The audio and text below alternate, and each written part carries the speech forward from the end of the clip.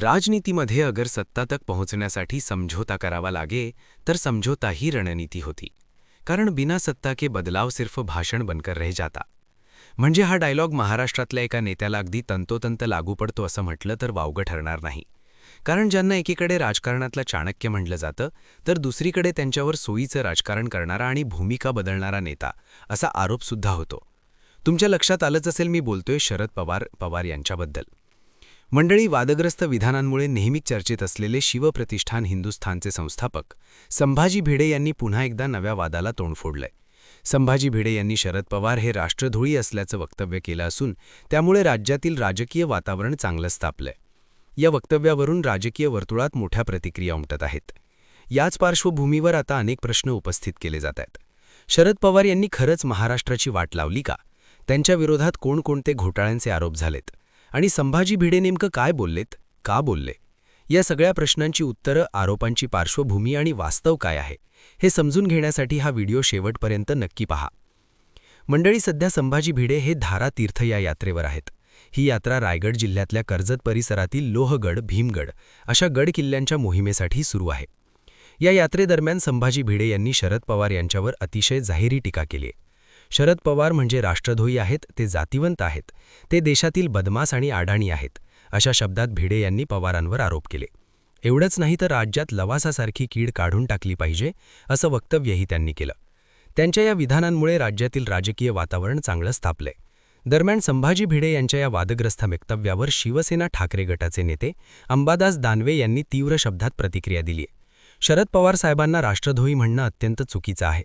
शरद पवार हे देशासाठी आणि महाराष्ट्रासाठी झिजलेलं नेतृत्व आहे. अशा पद्धतीने देशद्रोहाचा आरोप करणं अजिबातच योग्य नाही, असं दानवे म्हणालेत. तर या प्रकरणावर राष्ट्रवादी काँग्रेस अजित पवार गटाचे आमदार अमोल मेटकरी यांनीही तीव्र आणि टीकात्मक प्रतिक्रिया दिली आहे. त्यांनी ट्विट करत म्हटलंय की जे लोक आयुष्यभर द्वेष पेरतात त्यांना राष्ट्रभक्तीचं प्रमाणपत्र देण्याचा अधिकार नाही. भिडे मास्तरला वैचारिक दिवाळखोरीचा रोग आहे. पूज्य गांधीजी आणि आदरणीय पवारसाहेबांचे योगदान, दान आणि मास्तरची वैचारिक पात्रता याची दूरपर्यंत तुलना होऊ शकत नाही. हे अंगणवाडीतील बाळालाही माहीत आहे, असा खोचक टोला मेटकरी यांनी लगावला. मात्र शरद पवार यांच्यावर असे गंभीर आरोप होण्याची ही काही पहिलीच वेळ नाही. याआधी देखील शरद पवार यांच्यावर असे बरेच आरोप झालेत. त्यातले प्रमुख आरोप कोणते आहेत तेही पाहूयात. यामधला पहिला आणि सगळ्यात जास्त चर्चेत असलेला आरोप म्हणजे लवासा हिल सिटी प्रकल्पाचा. मुंबई पुण्यातल्या मुळशी तालुक्यात शरद पवार यांच्या संकल्पनेतून लवासा हिल सिटी प्रकल्प उभारण्यात आला होता. हिल स्टेशनच्या धर्तीवर उभारलेला हा प्रकल्प एककाळी राज्यभरातच नाही तर देश पातळीवरही मोठ्या प्रमाणात चर्चेत आला होता. मात्र या प्रकल्पावरून शरद पवार यांच्यावर गंभीर आरोप झाले. लवासा हिल सिटी प्रकल्पासाठी जमीन नियमबाह्य पद्धतीने विकल्या गेल्या, तसेच या व्यवहारात पवार कुटुंबियांचे हितसंबंध असल्याचा आरोप करण्यात आला होता. हे प्रकरण न्यायालयात गेल्यानंतर प्रकल्पाच्या पारदर्शकतेबाबत आणि पवार कुटुंबाच्या स्वारस्याबाबत प्रश्न उपस्थित झाले होते. मुंबई उच्च न्यायालयात दाखल असलेल्या एका याचिकेवर सुनावणी करताना या प्रकल्पामध्ये व्यावसायिक दृष्टिकोन ठेवून महाराष्ट्र कृष्णाखोरे विकास महामंडळाची जमीन ही तब्बल 30 वर्षांच्या करारावर देण्यात आल्याचं निरीक्षण नोंदवण्यात आलं होतं. याशिवाय या प्रकल्पात नियमबाह्य काम करण्यात आल्याचे आरोपही करण्यात आले होते. आता यातला दुसरा मोठा आरोप म्हणजे महाराष्ट्र राज्य सहकारी बँक म्हणजेच MSC बँक घोटाळा.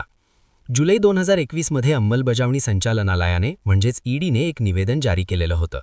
या निवेदनात ईडीने सांगितलेलं होतं की सातारा जिल्ह्यातल्या कोरेगाव इथे असलेल्या जरंडेश्वर सहकारी साखर कारखान्याची जमीन, इमारत, प्लांट आणि मशिनरी अशी एकूण सुमारे 65 कोटींची मालमत्ता जप्त करण्यात आली आहे. ही कारवाई महाराष्ट्र राज्य सहकारी बँकेशी संबंधित प्रकरणात प्रिव्हेन्शन ऑफ मनी लॉन्डरिंग कायदा म्हणजेच PMLA 2002 अंतर्गत करण्यात आली होती. ईडीच्या तपासात समोर आलं होतं की जरंडेश्वर साखर कारखान्याचे बहुतांश शेअर्स अजित पवार आणि त्यांची पत्नी सुनित्रा पवार यांच्याशी संबंधित असलेल्या स्पार्कलिंग सॉईल प्रायव्हेट लिमिटेड या कंपनीकडे आहेत. या प्रकरणात ईडीच्या चौकशीत शरद पवार यांचं नावही नोंदवण्यात आलं होतं आणि या संपूर्ण प्रकरणावरून शरद पवार यांच्यावर देखील आरोप झालेले होते. यासोबतच केंद्रीय कृषी मंत्री असताना शरद पवार यांनी साखर आणि इतर शेतमालाच्या आयात निर्यातीत गैरव्यवहार करून खासगी व्यापाऱ्यांना फायदा मिळवून दिल्याचा आरोप त्यांच्यावर करण्यात आला होता. राज्यातल्या अनेक सहकारी साखर कारखान्यांची बेकायदेशीर पद्धतीने विक्री करून कोट्यावधी रुपयांचा घोटाळा करण्यात आला. तसेच अनेक कारखान्यांचे बेकायदेशीर पद्धतीने खासगीकरणही करण्यात आले आणि या सर्व घोटाळ्यामागे शरद पवार, अजित पवार यांचा हात आहे असा आरोप करत ज्येष्ठ समाजसेवक अण्णा हजारे यांनी केला होता. तेव्हापासून शरद पवार आणि अजित पवार यांच्यावर या घोटाळ्यावरून नेहमीच आरोप होत असतात. मात्र मंडळी, शरद पवार गेली 5 दशकांहून अधिक काळ राजकारणात सक्रिय आहेत. या काळात महाराष्ट्राचं राजकारण अनेकदा त्यांच्या भोवती फिरलं राहिलं. ते सत्तेत असोत नसोत, बहुमतात असोत अल्पमतात, शरद पवार हा घटक महाराष्ट्राच्या राजकारणात कायम निर्णायक मानला जातो. 1978 मधल्या एका मोठ्या राजकीय डावपेचांना शरद पवारांना महाराष्ट्राच्या राजकारणाच्या केंद्रस्थानी आणलं आणि ती जागा त्यांनी आजपर्यंत टिकवून ठेवली आहे. तोपर्यंत ते यशवंतराव चव्हाणांचा हात धरून राजकारणात आले होते, मंत्रीही झाले होते आणि एक प्रस्थापित नेता म्हणून ओळखले जात होते. मात्र 1978च्या घटनेनं त्यांना केवळ मुख्यमंत्रीच बनवलं नाही, तर महाराष्ट्राचं राजकारणही कायमचं बदलून टाकलं. 1977मध्ये आणीबाणीनंतर काँग्रेसमध्ये मोठी फूट पडली. काँग्रेसचे इंदिरा गांधी काँग्रेस आणि रेड्डी काँग्रेस असे 2 गट झाले. यशवंतराव चव्हाणांसह महाराष्ट्रातील अनेक नेते रेड्डी काँग्रेसमध्ये गेले. त्यात वसंतदादा पाटील आणि शरद पवार यांचाही समावेश होता. 1978मध्ये महाराष्ट्रात विधानसभा निवडणुका झाल्या आणि दोन्ही काँग्रेस वेगवेगळ्या लढल्या. जनता पक्ष सर्वात मोठा पक्ष ठरला, मात्र त्यांना बहुमत मिळालं नाही. त्यानंतर दोन्ही काँग्रेस एकत्र आले आणि आघाडीचं सरकार स्थापन झालं. वसंतदादा पाटील मुख्यमंत्री झाले तर नाशिकराव तिरपुडे उपमुख्यमंत्री बनले. मात्र या सरकारमध्ये सुरुवातीपासूनच अस्वस्थता होती. अंतर्गत वाद वाढू लागले. अखेर शरद पवार सुमारे 40 समर्थक आमदारांसह सरकारमधून बाहेर पडले आणि अवघ्या 4.5 महिन्यात हे आघाडीचं सरकार कोसळलं. शरद पवारांच्या या पहिल्याच बंडाचं त्या काळात अनेक पद्धतीने विश्लेषण करण्यात आलं. वसंतदादांच्या पाठीत खंजीर खुपसल्याची टीकाही झाली. यशवंतराव चव्हाणांचा या कृतीला पाठिंबा होता असा दावा गोविंद तळवळकरांच्या अग्रलेखांचे दाखले देत करण्यात आला. सरकारमधून बाहेर पडल्यानंतर शरद पवारांनी समाजवादी काँग्रेसच्या माध्यमातून इतर पक्षांशी चर्चा सुरू केली. अखेर जुलै 1978मध्ये पुरोगामी लोकशाही दल म्हणजेच पुलोद सरकार स्थापन झालं आणि अवघ्या 38व्या वर्षी शरद पवार महाराष्ट्राचे सर्वात तरुण मुख्यमंत्री बनले. हे सरकार 1.5 वर्षांहून अधिक काळ सत्तेत राहिलं. दरम्यानच्या काळात देशपातळीवरही राजकीय समीकरणं बदलत गेली. जनता पक्षात फूट पडली. अखेर इंदिरा गांधी यांच्या शिफारशीनंतर महाराष्ट्रात राष्ट्रपती राजवट लागू करण्यात आली आणि शरद पवारांचं पहिलं सरकार बरखास्त झालं. मात्र या सगळ्या घडामोडींनंतर शरद पवार नेहमीच सत्तेसाठी तडजोड करताना दिसले. त्यामुळे शरद पवार यांना सत्तेपेक्षा दुसरं काही महत्त्वाचं नाही असे देखील बोललं जावं लागलं आणि त्यांच्यावर असे आरोप देखील नेहमी होत असतात. मात्र मंडळी, शरद पवार यांनी केलेल्या कामामुळे त्यांना मानणारा एक मोठा वर्गसुद्धा एका बाजूला आहे. कारण शिकत काम करणाऱ्या परिस्थितीमुळे शिक्षण अर्धवट राहिलेल्या किंवा वेळ, ठिकाण आणि शिक्षकांच्या अडचणींमुळे शिक्षणापासून दूर गेलेल्या लोकांसाठी यशवंतराव चव्हाण मुक्त विद्यापीठाची स्थापना करण्यात आली आणि विशेषतः ग्रामीण भागातील तरुण तसेच महिलांना शिक्षणाच्या मुख्य प्रवाहात आणण्याचा हा एक महत्त्वाचा प्रयत्न ठरला. पवारांच्या घर तिथे संकरित गाय आणि गाव तिथे सहकारी दूध सोसायटी या संकल्पनांमुळे बारामतीपासून संपूर्ण राज्यात दुग्ध व्यवसायाला चालना मिळाली. कृषी मंत्री असताना त्यांच्या कार्यकाळात गहू आणि तांदळाच्या उत्पादनात देशानं मोठी झेप घेतली आणि अन्नधान्य उत्पादनात सातत्याने वाढ झाली. त्याचप्रमाणे BCCIचे अध्यक्ष असताना 2007मध्ये IPLची सुरुवात झाली आणि त्यातून क्रिकेटला व्यावसायिक उंची मिळाली, ज्यामुळे BCCI ही जगातली सर्वाधिक कमाई करणारी आणि आंतरराष्ट्रीय क्रिकेटमध्ये प्रभावी भूमिका असलेली संस्था बनली.